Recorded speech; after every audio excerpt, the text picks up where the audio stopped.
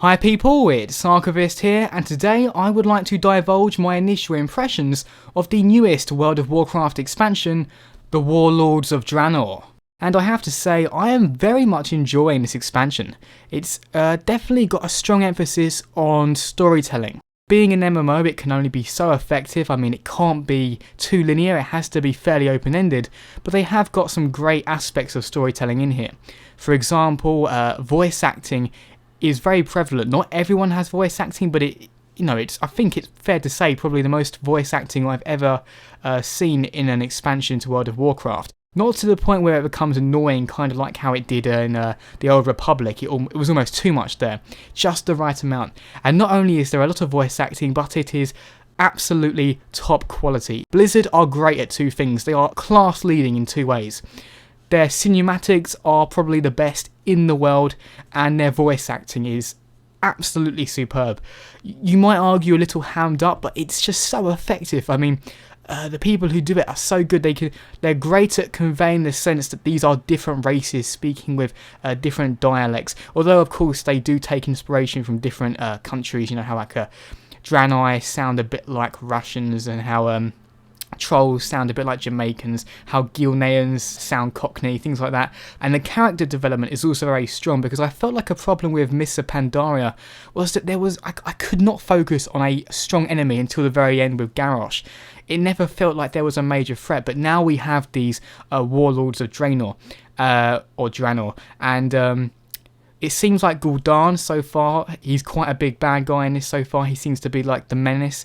But you've also got Blackhand, he's pretty tough, that guy, he's very menacing. I mean, they're all very intimidating, and their character designs are excellent. Just as a side note, what you're currently seeing are two of the dungeons that play out earlier in the game. One of them is the Iron Docks, and the other one is Orkindune.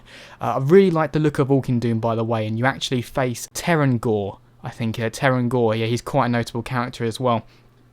It's kind of weird when you do a dungeon before you finish playing out the questing in the zone, because I remember doing that. I went through the Orkindune dungeon before I had finished Talador, so I was kind of playing through a bit backwards.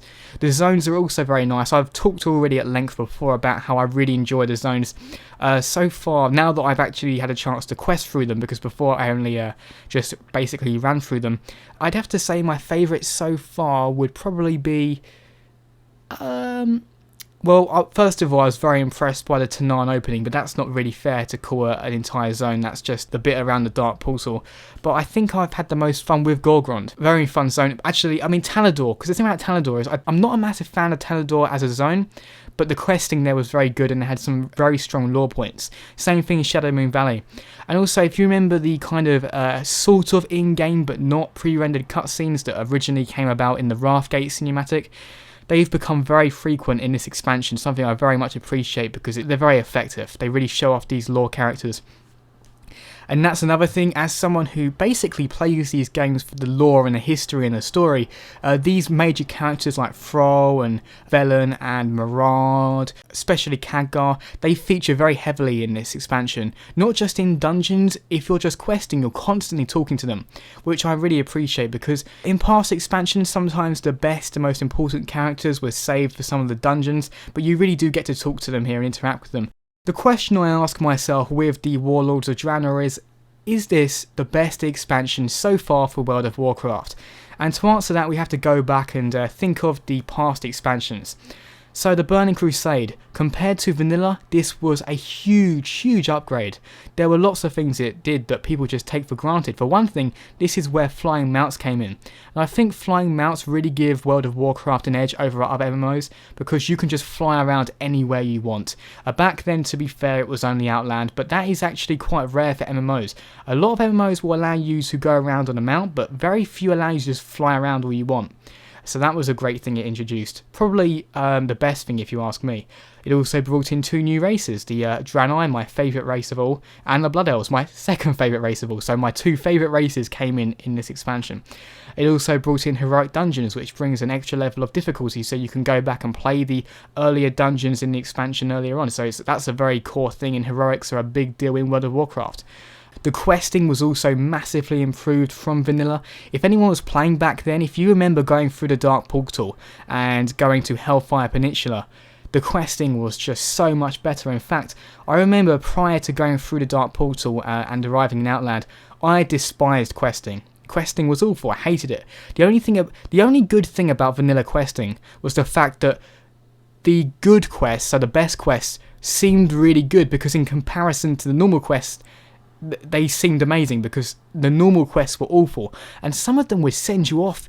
Like, I remember there was one quest, this was a druid quest, and this prevailed for a long time, where you had to get your aquatic form, and you had to go so far to get this unlocked at level 17. It was crazy. I think I had to travel so I was a Tauren druid, and I had to travel from Mulgore to, I think it was Silverpine Forest. And that was kind of ridiculous, considering how I had no mount, I just had to walk there, and it was a massive disruption to questing. But that's just a singular example that I always think of. So Burning Crusade did a massive upgrade to the vanilla questing. Then we had Wrath of the Lich King, which again improved upon the Burning Crusade questing in less obvious ways, I'll admit, but there were some definitely some highlights. I remember the raiding the Undercity was very cool. You also had the Wrathgate quest, which is very well known because it had like a really cool cutscene. You also had some great raiding. I think Wrath of the Lich King was when I began to raid properly, and really the only time I did raid properly, to be fair. I remember doing Ulduar, very fun raid. Also a little bit of, Icecrown Citadel, very fun. Did that for a long time though, so by the end I was sick of it.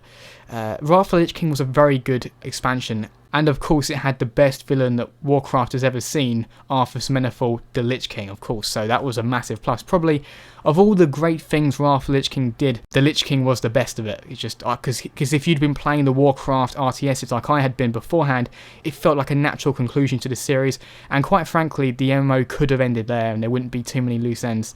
Of course, it had the Death Knight hero class, which was an interesting new concept because you started at level 55, which made it an ideal class to have as your secondary character.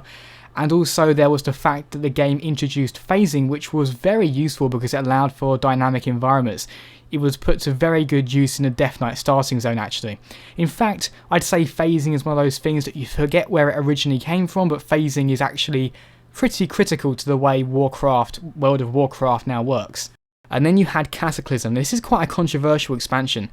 I really liked it, but it did streamline a lot of things and some people dislike that. I personally really like Raid Finder because something I'm sick of is, I was sick of, I should say, was just having to go into general chat or your guild, having to find a group and then having to get together and do the raid. You finally get into the raid and then you can't even get past the first boss because I just wasn't organised. I'm not an organised raider, sadly. So Raid Finder for me allowed me to experience the content and make it fairly easy and just go straight through it. It was quite fun, and I actually got to take down Deathwing fairly easily. And if I wanted to progress, I could go into the normal raid and then the heroic raid. And it was actually quite good because you knew what to do, vaguely speaking, from the Raid Finder mode. Also, I should say, back with the Wrath of the Lich King, they added in looking for group. Back to Cataclysm. But the best thing that Cataclysm did, by far, which really does arguably make it one of the best expansions ever, was the fact that it completely reworked the old Azeroth. And not just aesthetically, not just changing the geometry, but the questing, because questing through the vanilla areas was hell before. It was actually the biggest reason I disliked making a new character, because I knew I'd have to go through vanilla. The early stages were fine, but eventually it got really awkward, and some of the quests would be very obscure, and they'd send you in really stupid directions. I didn't like it, and Cataclysm basically fixed that. A lot of people say Cataclysm is where the game got too casual, but I am in some ways a casual player. I do just enjoy the story more than anything. I'm not a hardcore raider, and Cataclysm was quite good. And although Deathwing wasn't as iconic an enemy as the Lich King, he was just an impressive model, if anything. And then you had Mists of Pandaria, which I'm a little bit split on because I didn't really enjoy the theme. I didn't really enjoy the continent of Pandaria that much. It did some interesting things, it introduced pet battles, but it did a few things that I wasn't a big fan of. But it wasn't a bad expansion. I can't put my finger on it. I can't say it was a bad expansion. I think it was just a general theme. I wasn't a fan of the general theme. To be fair, it was up against a lot of issues. It had to come up with all its new lore, because previously they'd been able to go back to previous things. Deathwing had existed in Warcraft 2, of course the Lich King had existed in Warcraft 3. Burning Crusade was also about Illidan from Warcraft 3. All this was basically taken from previous lore, and Mr. Pandaria had the massive hurdle of having to make new lore, which it did quite successfully. I'd say objectively they did a good job, but I just didn't really like the ideas and things behind it. I didn't even really like the fact that you had to fight Garrosh in the end. I wasn't a massive fan of that. But with Warlords of Draenor, this is really drawing on past lore, but it does it in an excellent way because you're reliving the past, but you're also changing it, and it's really great. And also, I just like Draenor. I just like it. I just love the continent itself. It's a very colourful continent.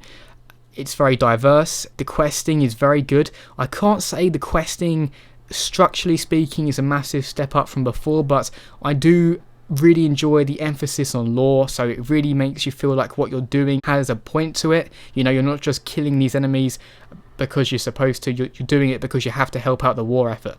And also it's got these cool new aspects where you can set up your own quest hubs. So for example, when you go to Talador, you can go there and you're asked, do you want a mage tower or do you want, it was like an archer's tower, I forget the other option. And by choosing a different option, not only do you have a different quest hub, but you also have a different ability you can use in the zone. Okay, so I think this is a good time to wrap the video up. As always, people, thanks very much for watching and see you next time.